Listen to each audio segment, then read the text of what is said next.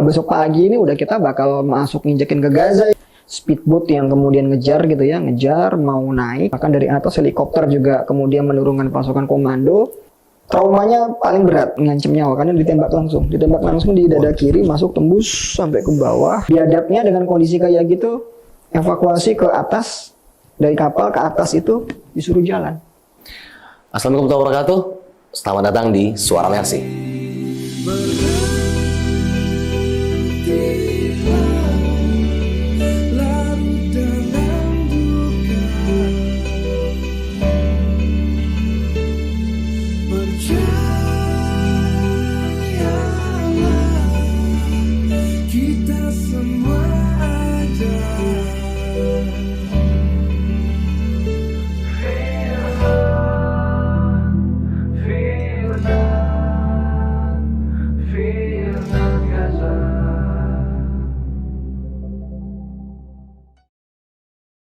Welcome back to Suara Mercy. Nah, sekarang Putra kedatangan tamu yang luar biasa, muda, ganteng, penyayang, bijak, sesuai namanya, Dr. Arif Rahman. Assalamualaikum dokter. Waalaikumsalam warahmatullahi wabarakatuh, Mas Putra. Alhamdulillah. Alhamdulillah. Dr. Arif Rahman, spesialis radiologi. Nah, beliau Dewan Presidium Mercy juga, jadi muda, benar-benar energinya sangat terasa bahwa kemanusiaan itu buat beliau adalah bagian dari hampir banyak perjalanan hidupnya. Nah, nanti Putra akan banyak buka tentang fun fact apa yang bisa kita temuin dari Dr. Arif Rahman. Tapi sebelum kita harus kenal lebih dekat beliau, Pak Dokter, sejak tahun berapa Pak Dokter ada di Mercy? Saya mulai gabung di Mercy 9 Mercy berdiri 2001, buka cabang di Jogja. Saya kuliah di situ. Kebetulan junior saya, anak Aceh waktu itu, Dr. Sayuti, memang berkeinginan membantu saudara kawan-kawannya di Aceh sana yang waktu itu sedang konflik dom ya. Jadi butuh pertolongan medis. Maka kemudian beliau menginisiasi pembentukan cabang di Jogja supaya nanti beliau punya pengalaman kemudian bisa membawa lembaga ini ke Aceh. Nah, dari situ saya baru kuliah, sedang persiapan menjadi dokter. Jadi sebelumnya koas gitu ya, koas 2001. Koas saya bantu-bantu, niatnya ya bantu-bantu teman supaya nggak susah gitu ya. Jadi nyari tempat kontrakan buat markas gitu kan, nyiapin ini itu administratif. Belum sampai aktif turun. Tapi ternyata kemudian punya semangat gitu ya, yang semangat berorganisasi malah waktunya susah, malah banyakan saya yang turun. Maksudnya banyakan turun karena ya emang hobinya bolos gitu kan. Hobinya bolos, ada bencana di sana berangkat, ada bencana di sini berangkat. Jadi ya terus lama-lama sama teman-teman terus ya sudah sekalian ya gitu kan, sekalian dari tadinya jadi tikus kontrakan gitu kan, jagain kamar, jadi masuk jadi relawan pengurus, jadi sampai kemudian 2003 saya selesai jadi dokter. Saya tugas di Kalimantan kebetulan. Nah, setahun di Kalimantan saya off karena situasinya kan nggak seperti sekarang yang di mana-mana komunikasi mudah. Di Kalimantan itu waktu saya tempat ke sana itu tidak ada telepon, jangankan telepon seluler, telepon rumahan pun hanya di kantor gitu. Tahun berapa sih kira-kira? Saya ke Kalimantan 2003. Wow. 2003 pertengahan saya ke Kalimantan, terus bergabung lagi setelah tsunami Aceh 2004. Desember 2004 saya sudah pamit sama kepala dinas karena kebetulan ada konflik internal di rumah sakit. Saya nggak mau terlibat, terus saya pamit. Saya bilang mau gitu ke Aceh gitu kan. Ya, tapi ya karena masih dibutuhkan, itu kebetulan yang tempat saya bertugas daerah Pemekaran gitu ya. Jadi sedang memasukkan banyak ke CPNS, persiapan pemeriksaan kesehatan CPNS. Saya diminta buat membantu di situ. Jadi setelah itu baru kemudian saya Februari pindah ke Aceh, full sebagai relawan di situ. Nah, Itu yang kemudian pengalaman saya menangani bencana besar dan waktunya panjang. Kalau biasanya kan kita nolong banjir, berangkat pagi, kadang pulang sore. Maksimal 3 hari karena kita status mahasiswa ya. Jadi ya pintar-pintar minta izin ke dosen lah. Pintar-pintar minta izin ke dosen, ngelihat jadwal kuliah, jadwal ujian gitu. Tapi biasanya tidak lama. Tapi begitu saya selesai jadi dokter, saya merasakan betul bahwa enak ini kalau jadi dokter terjun di lapangan karena ritme kerja kita yang atur, apalagi status tanda kutip pengangguran, bukan abdi negara kan. Jadi ya saya pamit sama orang tua gitu ya, pamit sama orang tua, saya ke Aceh, terus saya berangkat. Situ kemudian bareng sama teman-teman Mercy menyusuri pantai barat Aceh. Jadi mondar-mandir, kebetulan biasa saya ditempatkan di Aceh Jaya gitu ya. Aceh Jaya juga pemekaran dari Aceh Selatan gitu. Jadi Aceh Jaya kemudian menyusuri di pantai baratnya Aceh Jaya, kemudian sampai ke Lamno. Begitu Lamno sudah tersambung kembali sampai ke Banda Aceh, gitu. Itu yang pengalaman yang sangat luar biasa, dan buat saya juga melihat Aceh itu titik balik penanganan bencana di Indonesia, karena sebelumnya kita nanganin bencana itu ya maaf ala kadarnya. Di Aceh itu semua relawan internasional, NGO internasional masuk, mereka punya ilmunya, punya ilmunya, tapi tidak punya tempat buat mengaplikasikan ilmunya.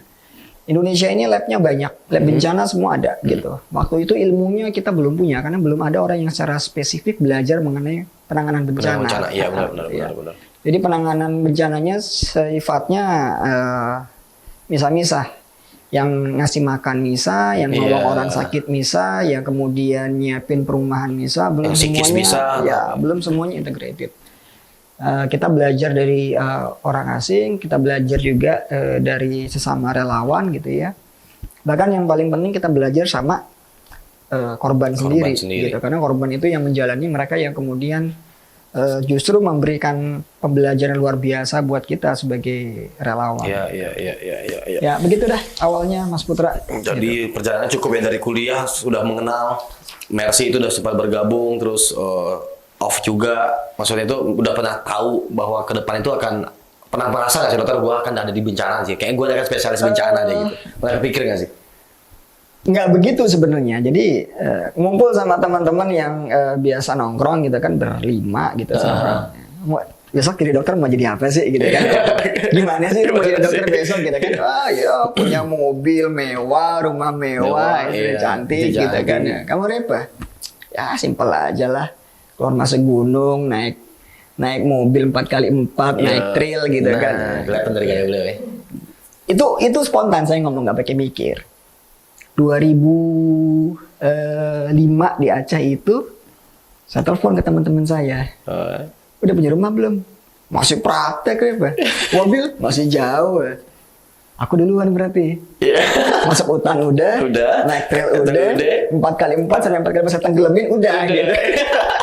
Berarti aku duluan gitu kan. Ya alhamdulillah, artinya passion saya di situ, mimpi saya juga kemudian terwujud di situ ya gitu ya. Kemudian ya belajar tadi saya bilang, karena tidak banyak gitu ya, tidak banyak yang nyemplung di bencana secara profesional, tanda kutip. Bukan profesional dan bukan berarti kemudian ngarepin makan hidup di situ, bukan. Tapi ketika kemudian memang dia dibutuhkan, dia all out di situ. Jadi all out di situ. Jadi semuanya dia tinggalkan dulu sementara, dia all out di situ sampai kemudian porsi saya selesai, saya balik lagi ke tempat asal saya, diteruskan sama yang lainnya. Saya pikir itu yang penting buat penanganan bencana di sini, bukan bencana kemudian dijadikan sebagai project. Gitu ya, bukan bencana sebagai project. Itu yang tanda kutip membuat relawan, lembaga kemanusiaan itu mendapat sorotan miring di para korban. Karena dianggapnya kejadian bencana dijadikan sebagai project. Mumpung bencana nih, mumpung ini nih gitu. Dijadikan project, mengumpulkan bantuan, dana segala macam, tapi kemudian yang sampai ke mereka kemudian tidak tidak terasa oleh mereka. Terasa Gitu. mereka. Itu yang Oke. ya kalau saya melihat sih dengan teman-teman Mercy kita tidak sampai dibegitukan karena kita tidak mengambil jarak dengan korban. Gitu. Jadi kita di lokasi ya tidur di tenda, nggak nyari hotel gitu ya. Kita berusaha mencari di mana lokasi bantuan itu memang belum banyak. Masuk ke lokasi bantuan sudah ada kita pindah. Bantu sudah cukup kita pindah lagi. Nah, karena targetnya adalah menyalurkan bantuan, bukan mendapat sorotan. Jadi nggak penting ketika misalnya ada yang meliput gitu ya. Tidak penting kemudian misalnya soal ada bendera apa nggak ada bendera, bisa pasang spanduk apa nggak bisa. Itu nggak penting. Yang penting kita bawa apa, kita bisa kasih ke korban gitu ya. Kemudian kalau seandainya fase emergency sudah lewat, apakah kita masih bisa membantu di fase berikutnya gitu. Makanya kemudian kadang-kadang kita dianggapnya sebagai slow starter. Yang lainnya udah ke sana, kita masih nyantai-nyantai aja. Terlihat begitu, seperti begitu. Iya, karena bencana punya fase. Gitu, bencana punya fase gitu kan. Kita sebagai lembaga bantuan medis, ya fasenya emergency. Di awal kita start dulu. Kencang, tapi kita bisa turun. Kalau emergency sudah turun, kita turun. Kita sudah juga ikut turun, tensinya ikut turun. Nanti kalau misalnya mau recovery, kita bisa ini lagi, bisa ngegas lagi. Jadi sudah korban yang sakit sudah kita tangani, sistem kesehatannya sudah mulai terbangun lagi, baru recovery-nya mau apa? Gitu kan, recovery-nya kan mau apa? Mau SDM-nya yang kita didik lagi, mau infrastrukturnya mau kita bangun lagi, itu recovery gitu. Jangan terbalik, datang tiba-tiba terus kemudian mau recovery, fasenya tidak cocok. Fasenya tidak cocok. Ya, karena mau bencana apapun dia punya siklus. Gitu, dia punya siklus. Jadi ketika orang terjun ke bencana sebagai pelaku penolong bencana itu, ya maka ya pertama kali dia pegang siklus bencananya. Sudah gimana? Itu penting sekali ya. Karena kalau kemudian tidak paham siklus antara dua, jadi pahlawan kesiangan atau programnya tidak jalan. Gitu. Bahkan justru mempersulit, jadi akhirnya banyak hal-hal yang bentrok dengan siklusnya kan. Jadi ada beberapa hal yang sulit sih tidak, jadi kelihatannya jadi aneh. Kelihatannya aneh gitu. Orang masih sibuk misalnya bebersih rumah bla bla bla, tapi dia sudah mulai recovery sendiri gitu. Itu akan kemanfaatannya sekali lagi. Jadi bicara penyaluran bantuan itu bukan hanya sekedar berapa besar yang disalurkan. Manfaatnya seberapa besar juga gitu. Artinya ketika manfaatnya terasa, itu akan multiplikasinya akan banyak. Tapi kalau walaupun kemudian bantuan tersalurkan, tapi manfaatnya kurang, ya efeknya tidak akan terasa. Tahun berapa sih dokter pertama kali ke Gaza? Itu 2009. 2009. Ya, 2008 akhir Desember itu pecah agresi 2008. Teman-teman tim pertama Dr. Jose dan kawan-kawan berangkat malam tahun baru.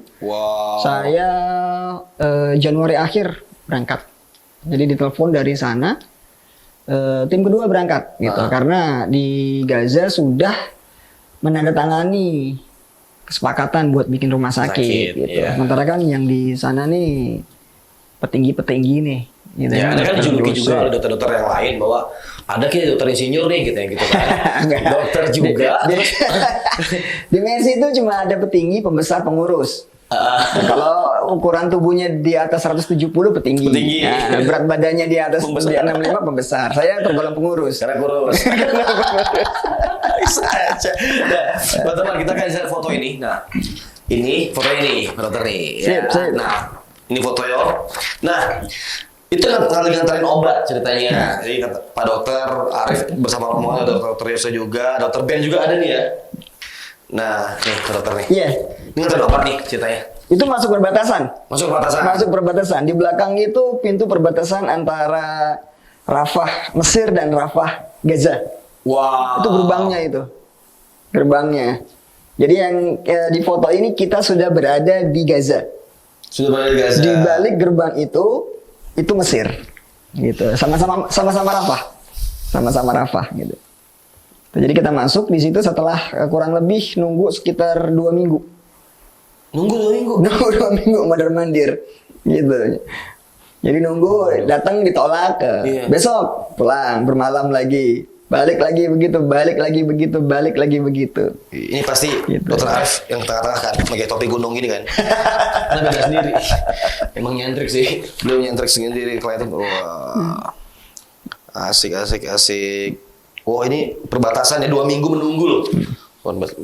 Story-nya beda-beda ya. Oh, menarik ya dokter. Band kemarin juga susah masuk. Sekarang harus menunggu 2 minggu. Terus, nah kabarnya sempat ditembak-tembakin. Mafi. Oh iya, Mafi Marmara. Jadi Mafi Marmara itu sekali lagi gini. Jalan panjangnya adalah menuju Gaza. Gitu ya. Jadi bayangkan orang udah pengen nyalurin bantuan, Ya. tapi menuju ke sana nggak boleh sama Israel, ditutup. Ada Jadi- di dalam kapal ini. Iya, jadi karena jalur normal menuju Gaza itu diblok. Masuk ke Gaza itu ada 5 pintu, 2 pintu orang, 3 pintu barang.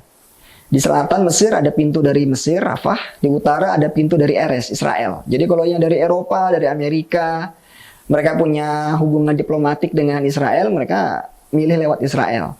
Walaupun itu juga tidak mudah buat mereka untuk masuk mendapatkan izin, gitu ya. Sementara dari negara-negara yang tidak punya hubungan diplomatik dengan Israel, kebanyakan memilih melalui Mesir. Jadi ya ngantri di Mesir gitu kan, ya, berharap kemudian pihak imigrasi Mesir membolehkan masuk gitu. Nah, jadi bisa dibayangkan ketika bantuan itu stuck sementara di dalam, kita tahu kondisinya masyarakat di Gaza sebegitu parahnya. Ya. Ya tentu bikin panas dingin aktivis kan. Jadi kemudian oke, kumpul, kita akan coba jalur laut gitu. Jadi ini adalah 2010 gitu ya, Freedom Flotilla yang diinisiasi oleh lembaga kemanusiaan IHH dari Turki. Oke. Gitu ya. Jadi nama kapal yang dibeli oleh IHH itu kemudian diberi nama Mafi Marmara. Mafi Marmara. Jadi Marmara itu laut di utara Turki, laut kecilnya. Jadi Mafi Marmara. Di samping Mafi Marmara juga ada beberapa kapal-kapal yang ukurannya lebih kecil lagi, yang itu dipakai para aktivis dari Eropa kebanyakan. Ada yang dari Inggris, dari Scotland, gitu. Nah, ini yang kemudian kita beriringan masuk dari Turki, berangkat dari Turki. Rencananya dari pantai selatan Turki, laut tengah, Mediteran, itu perjalanan kurang lebih sekitar 1 malam. Ada hambatan, jadi kita kemudian di laut tengah itu kita sandar di dekat pulau Malta atau apa gitu, yang di situ kemudian sambil menunggu teman-teman dari Eropa yang kemudian dari Yunani yang kemudian akan gabung. Gitu kan. Setelah komplit berangkat. Jadi saya ingat banget karena itu musim panas. Kalau hitungannya jam itu sudah hampir jam 9 malam, tapi langit masih terang karena musim panas. Itu kita sudah baris, jadi kapal baris, Mafi Marmara paling depan, terus baris. Nah, jam 12 atau jam 2 malam itu terus kemudian para penumpang sudah kasak-kusuk karena mereka sudah ngelihat lampu di luar dari lampu-lampu kapal gitu. Jadi kita ini lampu pasti lampu kapal Israel gitu kan, lampu kapal Israel. Terus rapat dadakan semua panitia di situ mempersiapkan kalau terjadi kondisi darurat, diserang Israel bla bla bla, kapal dibelokkan, dialihkan, direbut bla bla gitu kan ya. Ya semua akhirnya kemudian tidak tidur gitu kan, tidak tidur. Satu sebenarnya juga teman-teman sudah saking euforianya bakal masuk ke Gaza, memang mereka sudah tidak ngantuk lagi gitu ya, sudah tidak. Karena dari kami sampai di Istanbul itu sudah nginep kurang lebih sekitar 4-5 malam. 4-5 malam itu kemudian kami diberangkatkan ke Antalya di selatan itu. Tadinya mau dari Mersin tapi tidak dapat izin ke Antalya. Di Antalya kita juga sekitar 4-5 malam. Jadi sudah hampir 10 hari itu di Turki. Belum bisa berangkat. Belum bisa. Ketika berangkat 3 malam juga kita terkatung-katung gitu ya. terkatung-katung. Maka ketika kemudian ada kepastian berangkat, wah udah rasanya udah campur baur kan. Oh, bakal besok pagi ini udah kita bakal masuk nginjekin ke Gaza ini, gitu kan, nah, begitu. Tapi ya ala kulihal kemudian subuh ketika teman-teman lagi persis teman-teman tuh habis sholat subuh. Itu ramai, jadi ramai dari kanan kiri kapal itu sudah mulai banyak speedboat yang kemudian ngejar gitu ya, ngejar mau naik, bahkan dari atas helikopter juga kemudian menurunkan pasukan komando. Perlawanan ada, gitu ya, perlawanan ada. Jadi dilawan, dilemparin, di apa segala macem. Tapi pada akhirnya karena kemudian mereka melihat perlawanan sengit ya betul-betul dihajar pakai tembakan mematikan gitu. Jadi di kapal 9 korban syahid gitu ya, 9 korban syahid. Setelah itu kemudian pasukan komando bisa masuk ke ruang kapten ditahan. Kapten diminta untuk membelokkan kapal. Kapten menolak, terus akhirnya kapal dikuasai oleh militer. Seluruh penumpang jadi sandera gitu, jadi yang laki-laki tangannya semua diikat, dikumpulkan. Termasuk semua diikat. Jadi semua diikat, kita dikumpulkan nggak bawa barang apa-apa. Jadi ya boleh bawa barang tapi maksudnya yang penting-penting aja. Handphone semua disita gitu kan. Jadi semua dikumpulkan. Jadi pas matahari terbit itu sudah tanda kutip insiden sudah selesai. Jadi kita sudah di dalam sudah melihat ada beberapa korban meninggal gitu ya. Kapal itu situasinya udah hiruk pikuk antara orang cedera, orang yang ketakutan, jenazah gitu. Terus kapal jalan tapi pelan belok. Tentara Israel sudah di dalam menguasai. Yang laki-laki dikumpulkan di dek, diikat tangannya pakai cable tie itu. Terus satu-satu korban-korban yang cedera parah itu dievakuasi oleh mereka gitu kan. Nah, seingat saya sampai di pelabuhan Asdod itu sudah sore, jadi menjelang matahari terbenam. Jadi ya sudah sekitar jam 7 jam 8 malam. Jadi kalau hitungannya kecepatan kapal pelan banget. Karena dari Laut Tengah ke Asdod itu nggak terlalu jauh sebenarnya gitu kan. Apalagi sampai ke Gaza itu nggak terlalu jauh. Jadi posisi Asdod dengan Gaza itu mungkin sekitar 40 km. Artinya kita harusnya memang pagi itu kalau matahari terbit kita sudah bisa nyampe di Gaza gitu. Tapi kita belok, ditahan di Asdod. Jadi malam itu betul-betul malam di Asdod satu-satu, kemudian penumpang diturunkan, diinterogasi oleh imigrasi mereka, diminta tanda tangan pernyataan gitu ya, terus kemudian baru disebar ke tahanan di Beersheba. Beersheba masuk lagi ke kota sebelah Asdod. Jadi kami orang Indonesia ini ditahannya, ada 12 orang Indonesia, 12 orang. 5 orang dari Mercy, itu ditahan terpisah. 12 orang, 10 orang ditahan, 2 orang cedera. Nah, cedera itu tidak tahu, kami tidak tahu. Kami tahu ada yang cedera gitu ya. Tapi kita nggak tahu update-nya gimana gitu. Betul. Jadi setelah dievakuasi sudah loss of contact. Kan dievakuasi, lost contact. Kami nggak tahu mereka dibawa kemana. Jadi yang 10 ini kemudian kami juga tidak tahu karena terpisah gitu ya, ditahan 1 malam, tidak sampai 1 malam sebenarnya. Saya masuk pagi. Saya masuk pagi ke penjara di Beersheba. Kemudian menjelang sore itu sudah ada perwakilan dari Jordan yang mencari relawan-relawan dari Indonesia Malaysia yang tidak punya perwakilan. Gitu kan? Terus mereka datang, mereka kumpulkan di satu ruangan, kemudian dijemput dengan bis menuju ke perbatasan. Pagi hari itu kami sudah masuk di perbatasan Jordan, dijemput oleh pihak KBRI. KBRI Jordan dibawa ke Jordan. Jadi setelah itu baru kemudian kami update informasi 9 orang itu yang meninggal dari Turki semua. Kemudian 2 orang yang cedera itu dibawa ke 2 orang cedera dievakuasi oleh tentara. Tapi 1 orang terbawa ke Turki. Gitu. Jadi relawan ini yang Pak Okvi dari Kispa terbawa ke Turki. Nah, karena cedera di tangan. Kabarnya beliau menolak dioperasi di Israel, kemudian terbang sama relawan Turki Satu orang lagi si Surya Farizal itu traumanya paling berat. Jadi traumanya itu ngancem nyawa karena ditembak langsung di dada kiri, masuk tembus sampai ke bawah gitu ya. Biadabnya dengan kondisi kayak gitu, evakuasi ke atas, dari kapal ke atas itu disuruh jalan. Disuruh naik tangga. Bayangkan. Disuruh jalan, disuruh naik tangga. Padahal ketembak di sini, luka tembak. Gitu. Di Jordan kami cari gitu ya, kami cari si keberadaannya si Surya ini, dibantu pihak KBRI, kemudian ketemu. Ada di satu rumah sakit gitu kan, satu rumah sakit. Saya kontak ke dokternya, nanya situasinya, saya bilang saya dokter, saya ini kawan saya dari Indonesia, gini. Diupdate kan, ini pasien sudah dioperasi karena luka tembaknya nembus dari paru-paru sampai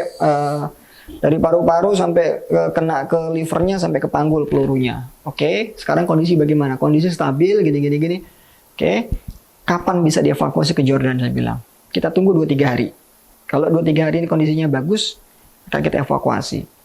2 hari kemudian dapat kabar bahwa Surya bisa dievakuasi, kemudian dievakuasi, pindah ke rumah sakit angkatan darat Jordan, rumah sakit King Hussein, di rumah sakit punya angkatan darat di Jordan, dirawat di situ. Saya nemenin beberapa hari, kondisinya memang stabil. Kemudian dari Indonesia mengirimkan perwakilan dari Kementerian Kesehatan buat menjemput. Sebelumnya sudah ada relawan yang diminta pulang karena akan ditemui oleh Bapak Presiden SBY waktu itu. Nah, jadi ada beberapa teman-teman yang pulang. Kami dari Mercy menolak pulang, gitu. Ya memang begitu, memang orang sinting gitu ya. Dipanggil Presiden masih balik lu. Menolak pulang dengan alasan ya, kondisi belum ketemu, si Surya belum ketemu. Gitu, Surya belum ketemu, gitu ya. Jadi kami mau pastikan dulu keberadaannya, gitu kan. Nanti kalau kemudian Surya sudah ketemu, nanti baru kita pikirkan buat pulang. Nah, ketika Surya ketemu, kemudian orang dari Kemenkes datang buat jemput kami semua.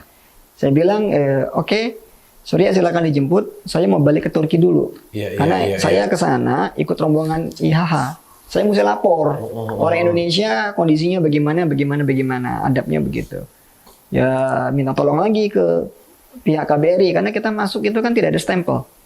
Ya kan kita masih dijemput, paspor diambil sama mereka, terus kemudian menjelang keluar baru kemudian paspor dikembalikan gitu kan.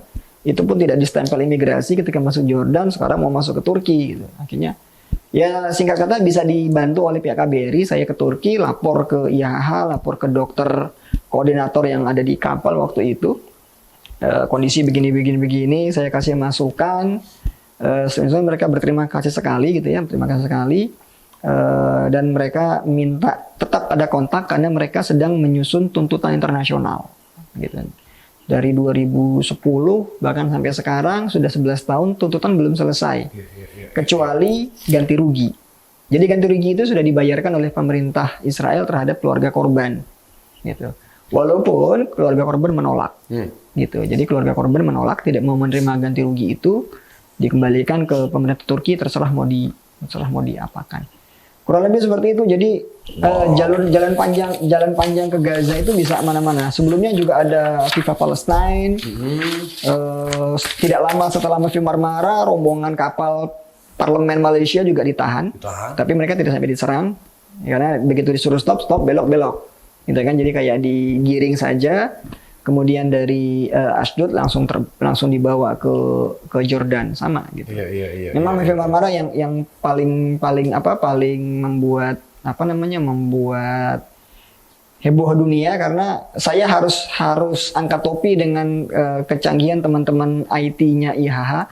Mereka bisa bikin 2 sistem komunikasi yang jalan. Jadi si CCTV di kapal itu awal itu kan dipapas habis oleh tentara gitu ya, dipapas habis. Jadi sebelum dipapas itu mereka sudah ngejam. Mereka sudah ngejam gitu ya, sudah komunikasi sudah putus semua. Ternyata masih ada satu komunikasi yang tidak kedetek dan itu live. Jadi ketika tembak-tembakan, diserang helikopter, kapal Scorpion kanan kiri itu masih live. Gitu. Jadi bayangin live perang, bukan live drama, live perang gitu kan. Ini bukan bukan apa namanya, bukan sitkom gitu ya, bukan sitkom, ini live perang, dan itu yang kemudian membuat citra Israel tuh anjlok. Bahkan Uni Eropa tidak berani bantuin mereka. Satu-satunya yang masih support mereka cuma Amerika. Gitu ya. Itu yang saya pikir pembelajaran bahwa memang kalau mau melawan selevel Israel memang otentik buktinya itu harus kuat. Gitu ya. Kalau nggak kuat, ya fakta bisa mereka balik. Wow.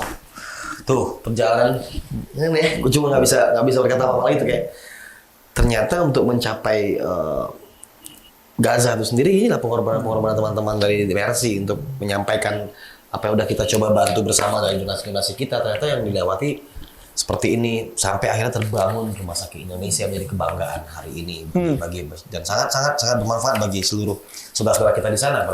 Ternyata di balik semua itu banyak cerita yang wow. Iya, jadi saya awal-awal di Mercy belum banyak yang kemudian megang medsos. Ya kan, saya bantu, maksudnya iseng-iseng gitu di Instagram segala macam. Tagline rumah sakit ini adalah satu rumah sakit beragam kisah. Satu rumah sakit beragam kisah. Rumah sakitnya satu, rumah Indonesia. Tapi kisah sampai di rumah sakit itu dari relawan tukang, relawan dokter itu banyak. Tidak ada yang menyangka gitu ya, tidak ada yang menyangka bahwa fase awal kita membuat perjanjian kontrak dengan kontraktor dengan nilai fantastis itu online. Zoom belum zaman waktu itu. Nggak bisa masuk ke Gaza. Udah sebulan ngantri, nggak bisa masuk ke Gaza. Udah. Zaman masih Skype, pakai Skype. Di sana pakai Skype, di sini pakai Skype. Negosiasi bla bla bla bla bla, deal, oke deal. Salamannya begini di depan laptop. Iya, virtual salamannya. Betul. Sudah kan? Oke. Besoknya ke perbatasan. Buat apa? Tukar-tukaran naskah dokumen kontrak. Sana kirim, sini kirim, tanda tangan kan? Kita sudah punya kopian, tanda tangan. Di sini tanda tangan, insinyur Farid tanda tangan, di sana insinyur tanda tangan. Kayak orang pacaran zaman dulu, bro. Nitip sama orang yang mau masuk. Mau masuk, Pak? Iya, nitip dokumen boleh. Buat apa? Hanya ngomong gitu kan, pakai bahasa Arab sebisa-bisanya. Bener nih dokumen ya? Bener. Pakai bahasa Latin nggak ada yang bisa baca di sana. Bener ya bener. Di sana udah dinungguin. Gitu kan? Ini nomor teleponnya. Saya minta nomor telepon Bapak. Nanti siapa ini? Cara pacaran zaman dulu dikasih. Masuk loh. Sampai sana dicari teriak. Nya. Iya saya. Ini dokumennya. Udah. Nggak ada tuh ceritanya seremonial beken keren gitu ya, pakai meja bagus, batik bagus, pulpen mahal, tanda tangan kontrak puluhan miliar pakai pulpen pilot 2.000 perak.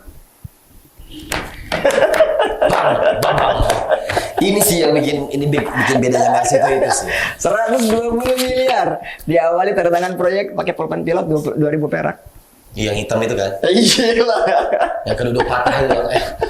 Nggak ada pilot. Sorry saya sebut merek gitu ya. Ya karena itu ini bagian dari sejarah. Iya, bagian dari sejarah. Gitu. Wow. Gila, ketembak udah lewatin batasan dengan ketahan bersekian minggu sudah juga sampai terbangun rumah sakit. Nah ini nih yang episode kemarin sama Dokter Ben.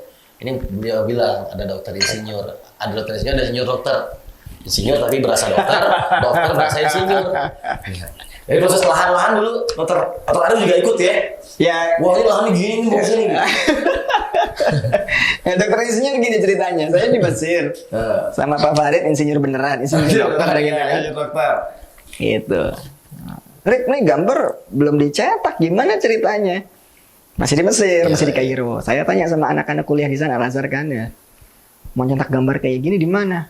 Waduh, nggak tahu dok. Ya wajar. Kalau ibarat di Indonesia anak UI ditanya teknik kan, agak paham gitu. Udah googling. Ada nih dari sini di mana? Oh itu dekat universitas ini. Kita ke sana. Satu jalan memang percetakan semua, fakultas teknik, print kan ya. Flash disknya mana pak? Ya, kasih ke tukang printernya. Print halaman sekian gitu. Oke, print. Ini skalanya berapa gitu? Tanya kan, skalanya berapa? Bang sama Pak Farid, Pak Idrus. Pak Idrus, mau gambar segede apa ya? Yang paling gede A0 katanya. Kan kegedean. Enggak, nol aja. Ntar kalau kita nggak bisa masuk, kita gelar buat sejadah. Kita gelar buat sejadah. Oke, ngomong. Keluar kan ya? Masih lama. Gambar teknik 2 rangkap, kurang lebih sekitar 40 lembar gitu kan ya. Nol gede-gede. Keluar, nyari kopi kagak ada. Nyari makan belum ada. Yang dari dalam teriak ya. Muhandis kan ya, muhandis. Insinyur, bahasa Arab. Muhandis ya. Pak Farid dipanggil ya. Pak Farid datang. Iya. Bukan kamu yang ngomong. Pak Farid ngomong. Berarti gara-gara nganter file doang nih. Ya. Kalau Pak Farid beda gitu. Di Jogja. Di Jogja pertama kali ke Jogja bencana gempa di Jogja. Ikut pasien sama dokter Jose gitu kan. Ya, visit pasien lah. Pegang ronsen. Baca. Iya. Kebalik, Bos. Kebalik, Bos. Ditanya sama pasiennya, "Pak dokter, gimana tulang saya? Habis operasi kan?" "Nyambung nih, bagus deh." Udah. Jadi dokter. Kebalik, tapi itulah ide di lapangan ya. Jadi tanah itu kalau kita ngomong di Gaza memang mahal. Ada tapi mahal gitu kan. Makanya kemudian saya cari lokasi. Karena diminta buat rumah sakit, udah kebayang lah luasannya sekian gitu kan, cari. Gaza Utara gitu saya cari. Gaza Tengah saya cari. Selatan cari. Ya paling cocok emang di utara. Kebetulan sebelumnya saya dipertemukan sama seorang dokter anak di sana, udah sangat senior. Ngobrol-ngobrol, karena sebelumnya kita bikin rumah sakit diketawain. Kita mau bikin rumah sakit diketawain.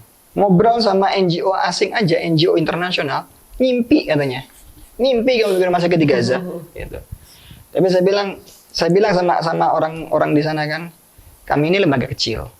Lembaga kecil, mostly kebanyakan dokter, bantuan kami bantuan kesehatan. Sekarang kami punya amanah karena uang besar. Kami nggak mau kemudian bagi-bagi uang recehan gitu ya ke banyak korban, sekali habis manfaatnya kurang. Kami pengen supaya bantuannya ini besar, monumental, jangka panjang. Makanya kami ke rumah sakit. Tapi kalau bantuan ini kami belikan lahan, habisnya banyak. Iya. Bisa nggak dicarikan lahan yang kira-kira nanti bisa diwakafkan? Gitu. Oke, dibantu. Ditunjukin tuh tanah apa. Yang ini nggak cocok, yang itu nggak cocok. Ada satu kemudian cocok, walaupun lokasinya sangat dekat dengan perbatasan. Jadi perbatasan kelihatan. Iya. Gitu.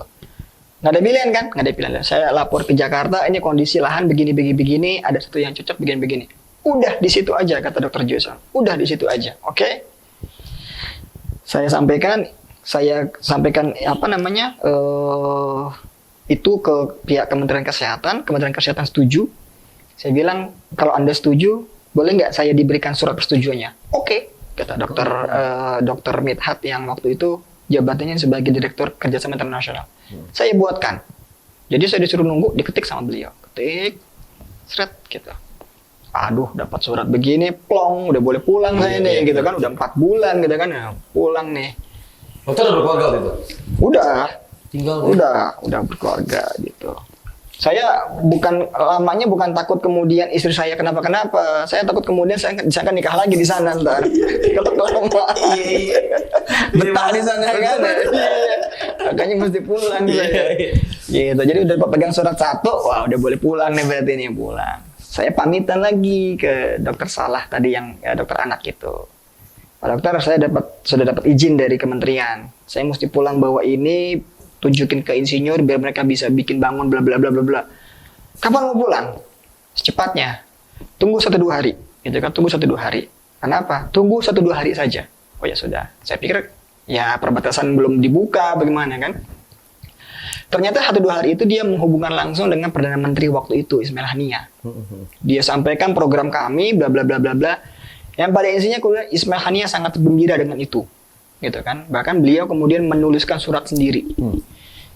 Jadi pulang itu saya bawa 2 surat. Satu dari Kementerian Kesehatan, satu dari Perdana Menteri bahwa rencana rumah sakit Indonesia itu didukung gitu kan, sudah nggak ada dispute lagi, nggak ada dispute lagi, karena takutnya saya minta surat itu bukan apa-apa, takutnya saat ini bilang oke, begitu saya keluar atau masuknya kapan besok ganti orang, mentah lagi gitu kan. lagi, Makanya saya minta surat itu. Nah, sudah dapat surat itu, yang satu dari otoritas yang memang megang kesehatan, satunya ibaratnya yang paling tinggi gitu ya. Udah makin tenang. Saya pulang gitu ya sampai Jakarta. Setahun tidak bisa masuk, sampai kemudian ikut Mafi Marmara. Gitu, Mafi Marmara itu pun tidak bisa masuk, beberapa bulan kemudian baru bisa masuk. Jadi pas masuk itu kemudian kami disambut langsung oleh Perdana Menteri Dr. Jose dan Pak Farid sebagai insinyur sebenarnya menjelaskan gambar segala macam itu. 2010, 2011 relawan masuk lagi lewat ASEAN Caravan. Jadi panjang itu jalannya. Iya. Ada Mafi Marmara, ada ASEAN Caravan, ada Global March to Jerusalem. Dari situ kemudian ngumpul semuanya sampai kemudian kita mulai groundbreaking 2012-an gitu ya, 2012, 2014 selesai semuanya, 2015 serah terima. Alhamdulillah. Hitung-hitungannya di depan rumah sakit ini terbangun sesuai dengan schedule. Iya. Gitu ya. Bahkan yang mengherankan, harganya juga tanda kutip lebih murah kalau kita bangun daerah normal di Indonesia. Gitu. Itu karena kita tidak menghitung ongkos tukang. Iya. Gitu ya kan. Jadi kontrak itu developer itu hanya membangun di awal. Jadi bikin pondasi, bikin kolom, bikin tembok, itu kita serah terimakan kita serahkan ke kontraktor, dibangun. Begitu sudah mulai mechanical electrical sampai finishing semua oleh tukang gitu. Kenapa? Pertimbangannya adalah satu. Orang sana kalau perang stop. Ya, orang sana kalau ada perang stop. Tapi kalau kemudian kita kerjakan sendiri, sekecil apapun ada progres. Gitu. Ini orang kita nih nggak bisa diem. Iya. Karena kalau diem dia ingat rumah, ingat anak istri lagi kan ya. Mendingan dia kerja gitu. Mendingan dia kerja gitu. Musim panas dia kerja. Dari subuh sampai jam 10 dia kerja. Jam 10 udah mulai panas banget. Masuk ke kamar, masuk ke basement. Nanti jam-jam 5 matahari udah turun, kerja lagi sampai jam 9 malam. Musim dingin juga begitu. Musim dingin kerja. Hampir nggak ada istirahatnya. Makanya kemudian rumah sakit ini progresnya itu steady. Itu nggak pernah kemudian rumah sakit ini kemudian berhenti sampai jangka waktu yang cukup panjang tuh nggak pernah. Gitu. Itu keuntungan karena kita menggunakan orang kita sendiri. Nomor 2, karena dibangun oleh orang Indonesia sendiri, konsep yang dibikin oleh arsitek itu bisa diterjemahkan sama oleh tukang. Karena kan paham kan, arsitek maunya begini. Kalau orang sana ini kita bikin bangunan segi 8. Nggak ini kata mereka. Nggak wajar di sini. Di sini segi 4 aja gitu. Nggak usah segi 8. Nggak efektif, nggak efisien buat mereka. Udah bikin aja sih, udah dibayar gitu kan. Mereka bawa. Terus ketika mau ngecor itu kan 3.600 meter persegi, 60 kali 60. Nggak bisa kita ngecor sekaligus. Ngecornya mesti 2 kali, nggak bisa ngecor sekaligus, ngecor 2 kali pecah nanti gitu kan. Pokoknya ngecor sekaligus. Buktinya bisa, bahkan dengan ngecor sekaligus 3.600 itu rumah sakit ini dapat rekor karena bisa ngecor dengan paling luas saat itu. Sebelumnya nggak ada, sebelumnya nggak pernah mereka di Gaza itu bisa ngecor seluas itu dalam 1 hari gitu ya. Jadi rumah sakit ini kalau kemudian orang Gaza lihat, memang tahu bukan orang Arab, orang Timur Tengah yang bikin. Iya, gitu. Pasti orang luar nih, gitu. Itu yang kemudian menjadikan rumah sakit ini betul-betul rumah sakit Indonesia. Iya. Nama apalagi? Jawa gitu, tengok. Jawa apaan sih katanya? Pokoknya Jawa, Kalimantan, Sulawesi, Sumatera. Udah full Indonesia. Ini nama apa sih? Nama pulau di Indonesia. Banyak amat. Iya, Indonesia punya pulau 17.500. Masya Allah, kata mereka. Biasa. Wow, sudah berasa loh. Habis ya? Alhamdulillah, cerita beliau ya. Terima kasih dokter udah banyak hal. Jadi teman-teman, mulai kebuka kan? Ternyata nggak gampang, tidak mudah untuk mewujudkan semua ini, dan kita perlu apresiasi tinggi terhadap semua tim yang ada di Medical Emergency Rescue Committee yang hari ini terus berjuang, hari ini terus berupaya menyampaikan seluruh doa-doa kita, donasi-donasi kita ke sana, dan beliau sudah ceritakan sedikit. Nah, walaupun tidak banyak yang tahu, kalau orang lain mungkin udah dipublikasiin parahnya, tapi beliau berdiam diri, orang nggak banyak tahu cerita ini. Mudah-mudahan kebaikan ini yang membuat Mercy dan teman-teman Mercy spesial di hadapan Allah SWT. Amin ya rabbal alamin. Terima kasih banyak Dr. Arif Rahman. Arif itu bijak, Rahman itu penyayang. Nama beliau yang doa orang tua beliau yang mengangkat beliau ke sana seperti ini. Mengenai nama udah kelihatan. Nama udah kelihatan bahwa beliau akan sampai di pada tempat-tempat yang awalnya bencana, kata beliau. Awalnya spesialis bencana dari kuliah masuk ke Aceh, tiba sampai ke medan perang. Nggak banyak hal yang bisa Putra ceritakan dari ngobrol tadi, cuma bisa mendengar dengan baik, merasakan. Ntar foto-foto ini kita akan coba tayangkan. Beliau masih muda sekali, belum gondrong. Ya, aduh. Sugante Hagim tadi itu.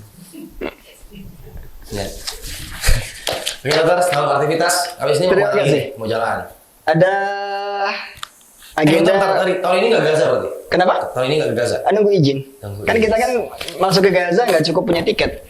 Iya. Gitu. Tidak, sorry nyala lagi. Jadi jalan ke Gaza itu kalau kita mau buka, bukan berarti kita mau monopoli ya. Memang kita mesti buka. Bahwa ke Gaza tidak cukup dengan visa. Gitu ya. Mau ke Gaza, ya mau ke Palestina, ke kedutaan Palestina tidak menggunakan visa. Iya. Tinggal mau lewat mana? Mau lewat Mesir, mau lewat Israel. Israel ya mesti ke Singapura. Nanti dari sana proses bla bla bla. Saya nggak tahu karena kita di luar dari di luar dari apa yang kita inginkan. Kita udah nggak mau urusan sama Israel. Satu-satunya jalan adalah Mesir. Jadi kita koordinasi dengan pihak kedutaan Mesir di Jakarta, kita koordinasi dengan pihak Kementerian Luar Negeri, supaya Kementerian Luar Negeri nanti mengkoordinasikan dengan pihak kedutaan Indonesia di Kairo. Nanti mereka yang nanti menyampaikan surat kita bahwa kita akan menyalurkan bantuan kemanusiaan, tim medis yang masuk namanya ini ke Kementerian Dalam Negeri dan ke Dinas Intelijen sana. Dinas Intelijen nanti akan kontak ke Dinas Intelijen Israel. Jalurnya begitu. Jadi kalau kemudian itu tidak dapat lampu hijau, 99% kita tidak akan bisa masuk. Sudah dapat itu pun di tangan, masih ada kemungkinan kita tidak bisa masuk. Jadi seperti kasus saya beberapa kali tidak bisa Itu masuk. nggak gampang ya dokter ya untuk Ke Gaza seperti orang dapat jodoh. iya benar. Gitu. Ya ada cerita lucu ke Gaza. Dapat Ada jodoh? 2 orang relawan, Heeh. gitu ya. Jangan 2 bilang orang nikah di relawan. sana. Oh, kalau yang nikah di sana sih itu satu niat 2 kesempatan ya. Terus ceritanya. Jadi ada 2 orang gitu, kebetulan bukan relawan Mercy. Oke. Gitu. Jadi beliau berangkat pengen ke Gaza, tapi karena Mercy sudah duluan, jadi tandem ke Mercy gitu kan, pakai baju Mercy segala macam berangkat. Dua-duanya bukan dokter. Dua-duanya bukan dokter. Jadi kejadian pertama di pesawat. Karena pakai rompi Mercy, ya salahnya teman-teman dikasih rompi Mercy tim medis gitu Iya, kan. kan. Topi medical emergency. Medical. Di pesawat ada yang sakit. Ada yang sakit di pesawat. Aduh, kebayang tuh. Dicolek Iya. sama pramugari kan. Pak, maaf, ada yang sakit di sana. Sakit apa? Sakit perut. Maaf, saya dokter kepala. Satu lewat. Iya, oke. Ini perkara rompi nih ya. Landing Mesir ke Rafah. Sampai di border, 2 orang. Satu bisa bahasa Inggris, bisa bahasa Arab. Satunya Betawi asli, notok. Nggak bisa bahasa apa-apa. Lu gue aja. Yang bisa bahasa Inggris, bahasa Arab, nggak boleh masuk. Yang boleh masuk tuh orang doang. Masuk. Sampai di gerbang Rafah, Gaza, ditanya, tingak-tinguk. Hospital Indonesia.